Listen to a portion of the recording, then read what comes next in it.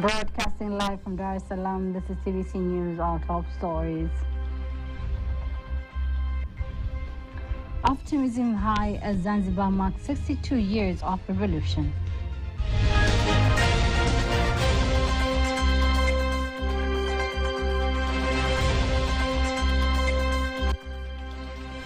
Tanzania reaffirms its geothermal power ambitions.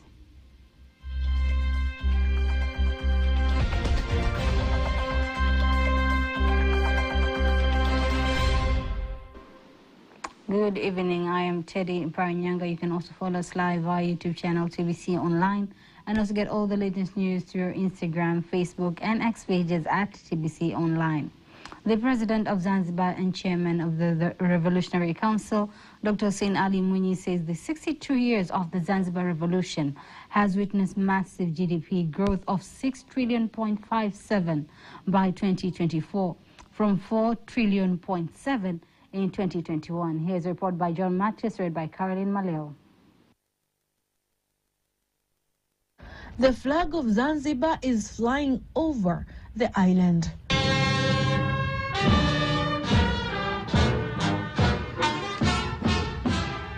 This is to mark the 62 years journey of the Zanzibar Revolution. In commemoration of this historic journey, the President of Zanzibar and the Chairman of the Revolutionary Council, Dr. Hussein Ali Mwinyi, addresses the nation. Wananchi wa Zanzibar na Tanzania kwa ujumla, citizens of Zanzibar and Tanzanians at large, we are commemorating 62 years of glorious Zanzibar Revolution. Dr. Mwinyi begins by outlining economic growth of Zanzibar. Uchumi wa Zanzibar umeendelea kuimarika vyema. The economy of Zanzibar has continued to improve such that in 2024 it grew at a rate of 7.1% compared to a growth rate of 1.3% in 2020. Regarding revenue collection, Dr. Mwinyi says the island has witnessed growth of voluntary tax compliance. Pato la taifa kwa bei ya soko limeongezeka kufikia shilingi trilioni 6.57. The gross domestic product at market prices has increased to 6.57 trillion in 2024 from 4.78 trillion in 2021. Like revenue collection has increased from 856 billion in 2021 and 2.1 trillion shillings in 2024. Furthermore, Dr. Mwinyi highlights the strategies set to develop the blue economy sector. Jitihada za kuendeleza uchumi wa blue. Dear citizens, effort to develop the blue economy, which includes key sectors such as tourism, fishing, seaweed farming, marine aquaculture, port and natural gas, as well as business related to maritime transport, have begun to yield positive results. The increase in tourist visits in the island is also emphasized. Idadi ya watalii wanaoingia nchini imeendelea kuongezeka. The number of tourists entering the country continue to increase. Between January and November 2025, a total of 816,438 tourists visited the Tanzania Islands, representing an increase of 27% compared to the number of tourists who visited the country in 2024. The Zanzibar Revolution and the Union of Tanzania are the priceless national treasures. Dr. Mwinyi insists Zanzibar continues to benefit from the union. Moja ya mafanikio makubwa ambayo tunajivunia. One of the major achievements that we are proud of is the continued existence of peace in our country. This is a crucial pillar in ensuring the successful implementation of all of our development plans and the well-being of our nation. I would like to take this opportunity to emphasize the importance of safeguarding peace and continuing to remain united and cohesive. Union matters were recently resolved and joint development initiatives, including TASF, social protection programs, continue to support the vulnerable households. Antonia Kivaria, TBC News. Thank you very much, Antonia Kivaria. And as we celebrate the Zanzibar Revolution today, former President Jakaya Kikwete says Zanzibar has undergone major economic and social transformation which have rendered new dawn for the island and the residents. Kikwete made the remarks in Zanzibar as the island marks 62 years of revolution, insisting that the revolution marked a historic turning point, laying the foundation for unity, social justice and long-term development across the islands. TBC News spoke to him, and here is the following. Of course, the first thing I would say is that there is no United Republic of Tanzania without Zanzibar. It is the union between the People's Republic of Zanzibar and the Republic of Tanganyika, which gave birth to the United Republic of Tanzania. So it itself, when you talk of the United Republic of Tanzania, Zanzibar is part and parcel of that. It's an integral part.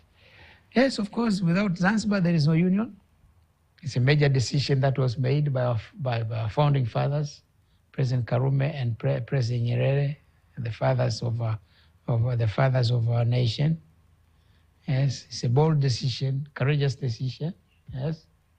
So here we are with 62 years now. The union is 62 years old. The Zanzibar Revolution is 62 years old. And a lot has happened. A lot has happened. Of course, what is significant for me is my experience and knowledge of Zanzibar. I came to Zanzibar in 1977.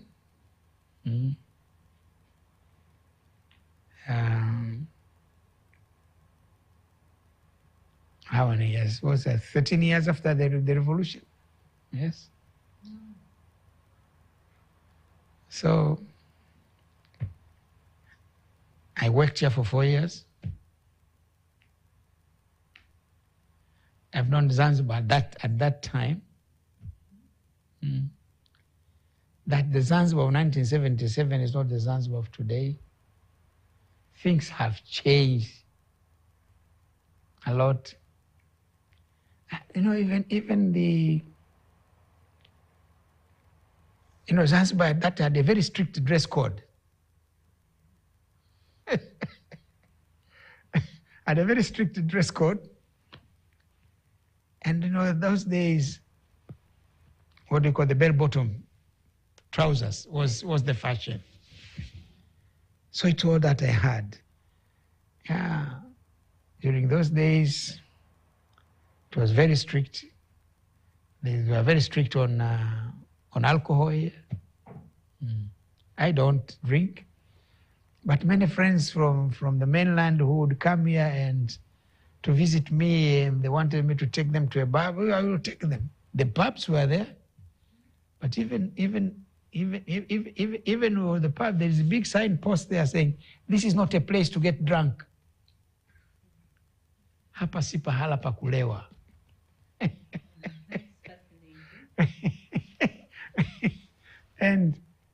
And people used to get certificates. You get a certificate for you to be allowed to drink at the pub, and then you can get a certificate for you to allow to drink, but also take with you some drinks home with you. Yeah, you have to have a certificate for going to a pub. So things have changed a lot. Life has changed a lot. As I was saying the other day, when I was being told to come here, and then I went to the CCM offices. It was after the merger of TANU and the ASP and the formation of CCM that I was posted here to work at the headquarters, the former headquarters of the Afro-Shirazi Party here. Became the CCM sub-office here in Zanzibar, head office here in Zanzibar. And then I went to CCM head office there in Dar es Salaam. They asked me, "Do you have a passport?" I said, "Yes, I do." Yeah. And I said, "Why do you ask for a passport?" "To go to Zanzibar, you have to have a passport." I said, "But people use passports when you go, when you travel to an outside country." I said, "No, this is the rule here." So they went to immigration. They confirmed my travel documents were fine. So I came here.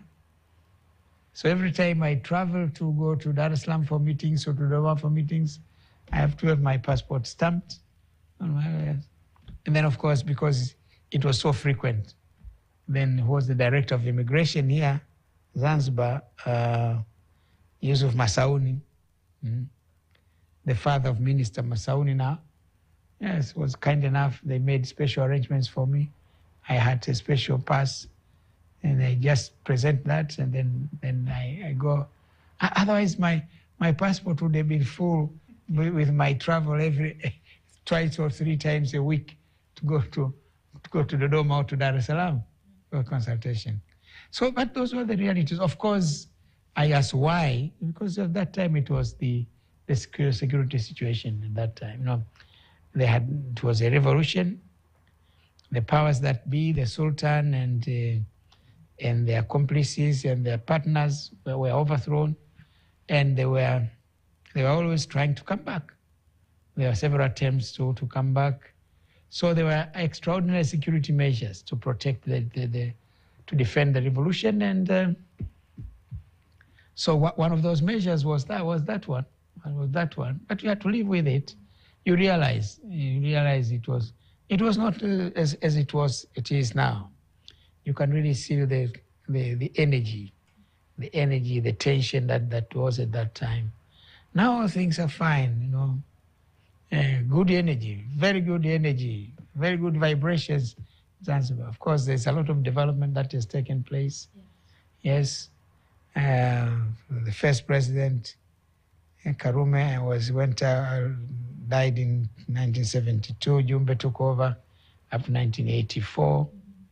Then from 1984, President Mwinyi, the senior Mwinyi, Al Hassan Mwinyi, became president for 1 year. Yes. Then 1985, when President Nyerere retired, he took over from President Nyerere to become Union President. And then Idris Abdul Wakil became president. I think he was president for 1 term. Then Salamini Amor came in 1990. Yes. After 19, then up to 2000 came Amani Karume. Yes, 2005 to 2010. And then Dr. Shane came 2010. Then from after Dr. Shane, then came Mwinyi, the younger Mwinyi, and came. So and you can see, for me, who has been here in 1977 up to now, you know, you can see a lot of progress has been made. It does not compare with what it was in 1977, when it was just coming out of the January 12th revolution of 1964. But after that, then you can see things easing out. There is, a lot has happened. A lot of progress has been made. All that I can say is we wish them well. Zanzibar Revolution finds the Isles firmly on a path of economic transformation, infrastructure expansion, and improved social services anchored on peace, unity, and national cohesion. As Zanzibar marks 62 years since the historic revolution, we reflect on a journey that reshaped identity, restored dignity, and rewrote the future of the islands. My colleague Caroline Maleo has prepared the following feature story.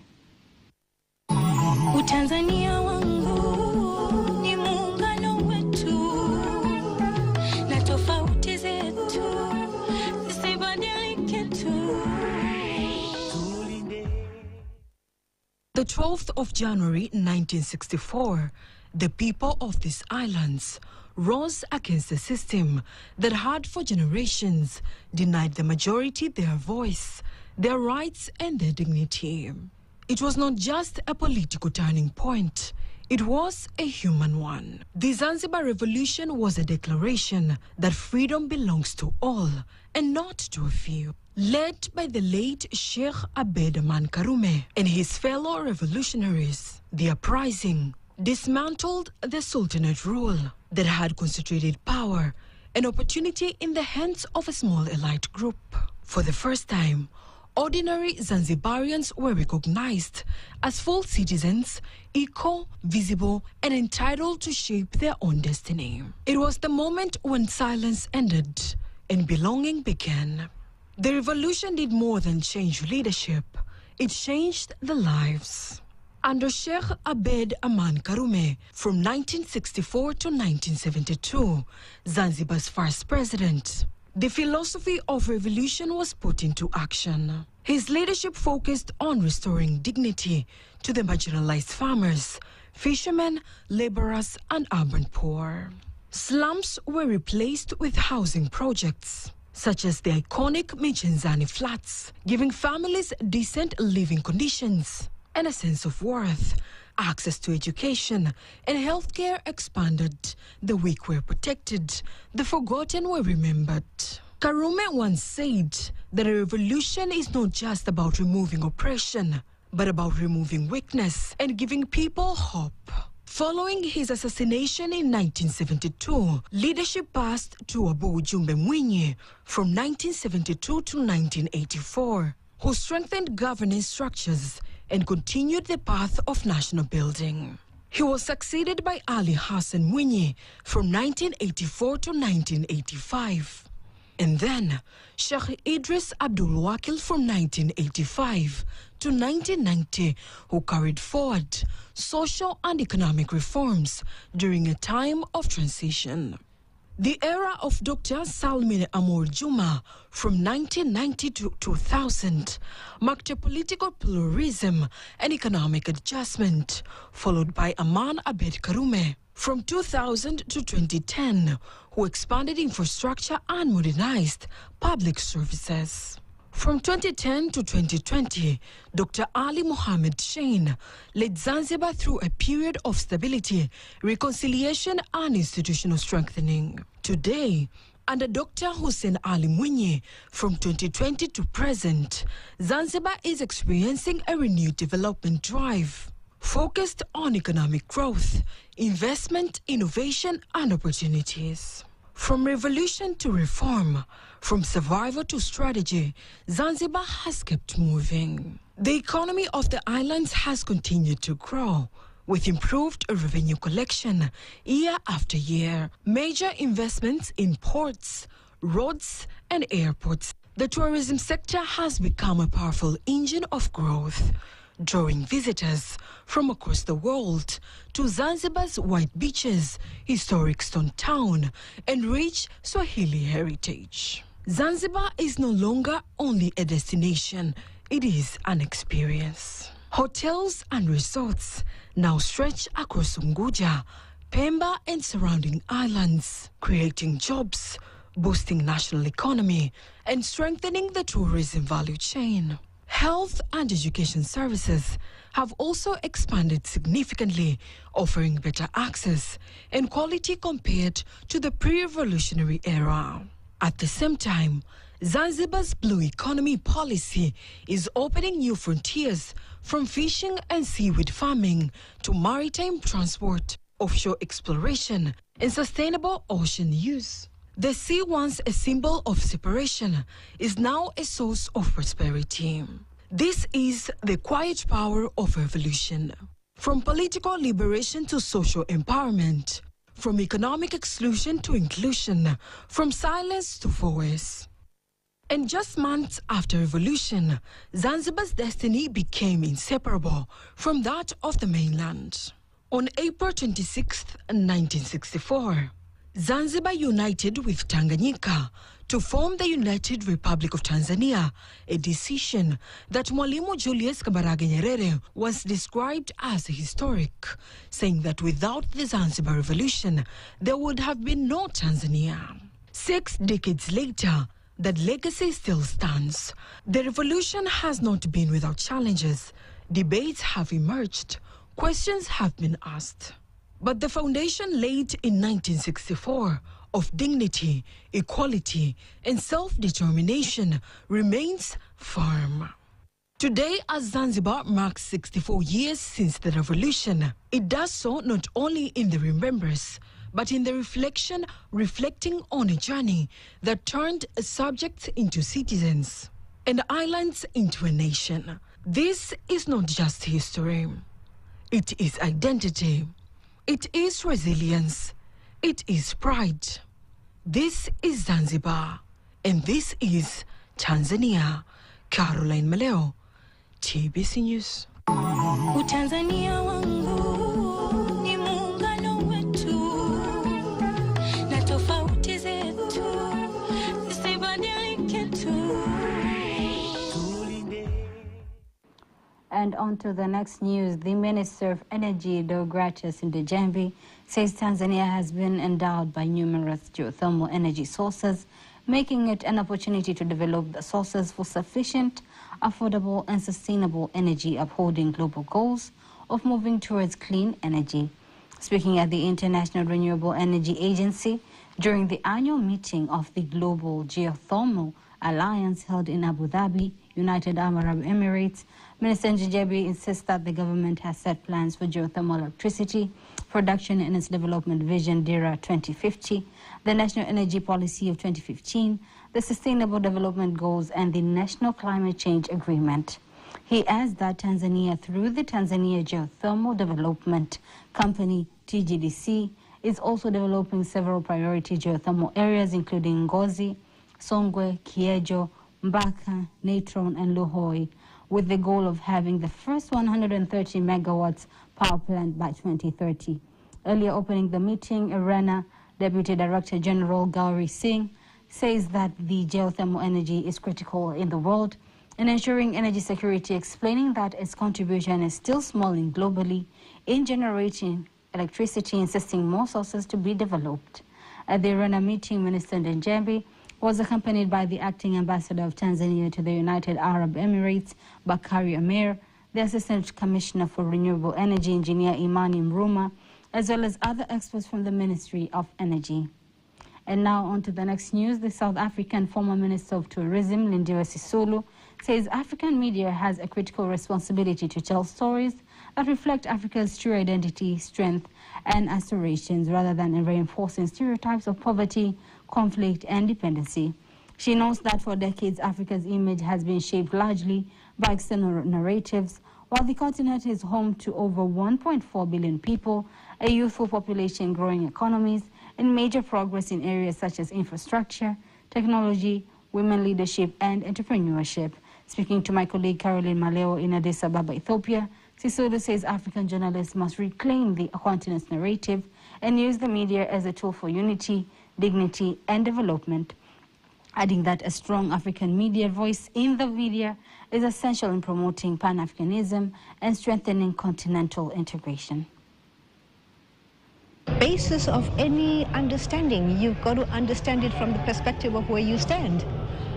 The media has been used in my country very, very effectively to continue to keep us in subordination.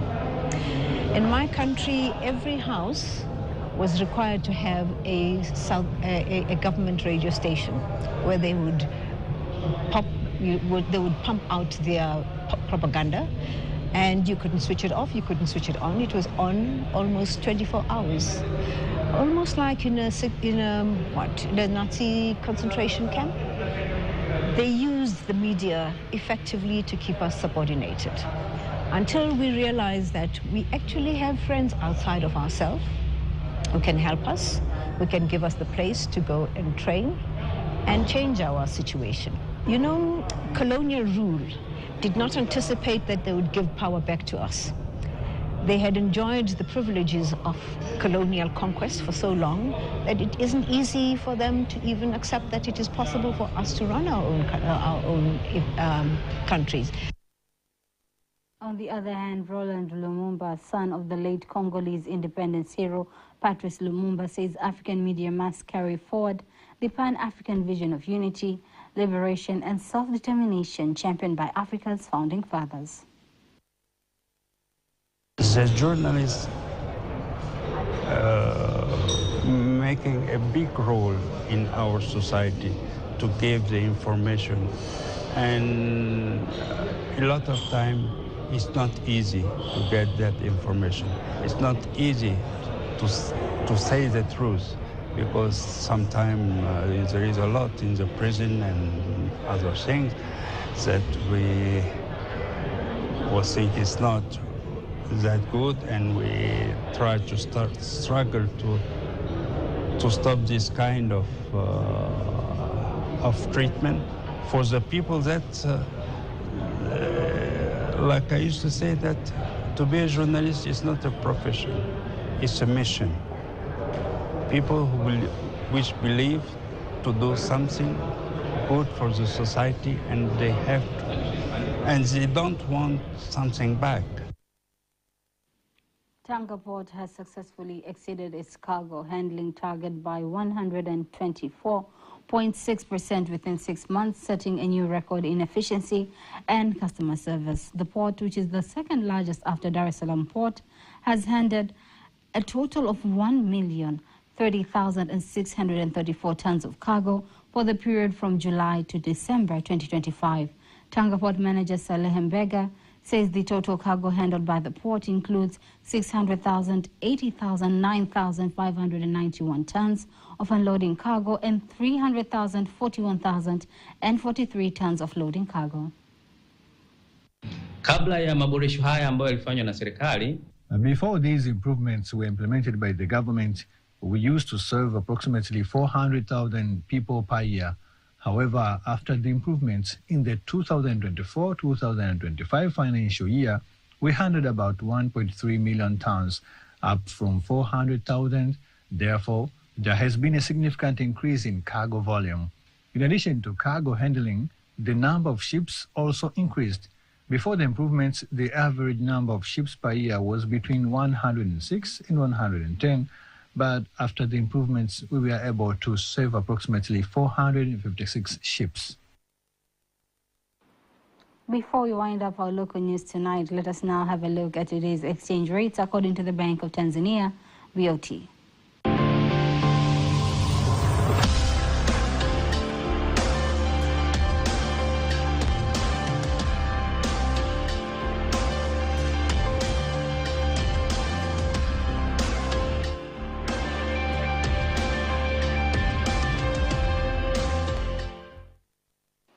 And now, before we conclude the news bulletin for tonight, let's take a look at the weather forecast for the next 24 hours. Hello, dear viewers, and thank you for joining us for the weather forecast. And by starting for tonight, we expect Kagera, Geita, Mwanza, together with Shinyanga regions, are expected to feature with particle condition. Thunderstorms over a few areas. Western part of the country is expected to feature with particle condition. Thunder showers over a few areas. Southwestern Highland is expected to feature with particle condition. Light rain showers over a few areas. And for the rest part of the country, are expected to feature with particle conditions. And for tomorrow, we expect the wind to flow at the speed of 30 kilometers per hour over northern coast and the speed of 20 kilometers per hour over Lake Victoria, Lake Tanganyika, Lake Rukwa, Lake Nyasa, together with the southern coast. And the state of the sea is expected to be slight up to moderate. And also for tomorrow, we expect Lake Victoria Basin, western part of the country, together with Rukwa region, are expected to feature with particle condition. Thunder showers over a few areas and sun periods. Mbeya, Songwe, Iringa, together with Njombe regions, are expected to feature with particle condition. Rain showers over a few areas and sun periods. Central part of the country, southern region, together with southern coast, are expected to feature with particle condition. Light rain showers over a few areas and sun periods. And for the rest part of the country, are expected to feature with particle condition together with sun periods. Let us see next 4 days forecast from different cities and regions. Dar es Salaam sun periods together with light rain showers are expected. Dodoma sun periods together with light rain showers and rain showers are expected. Mbeya thunder showers are expected. Mwanza thunder showers together with sun periods are expected. Kilimanjaro sun periods together with light rain showers are expected. Morogoro sun periods together with light rain showers are expected. Arusha, sun periods together with light rain showers are expected. I'm Rebecca William from Southern Meteorological Authority. Thank you. And that marks the end of the news bulletin for tonight. Do not miss our next bulletin in Kiswahili at 11 p.m. On behalf of the whole team, I am Teddy Mparanyanga. Have a lovely, lovely night.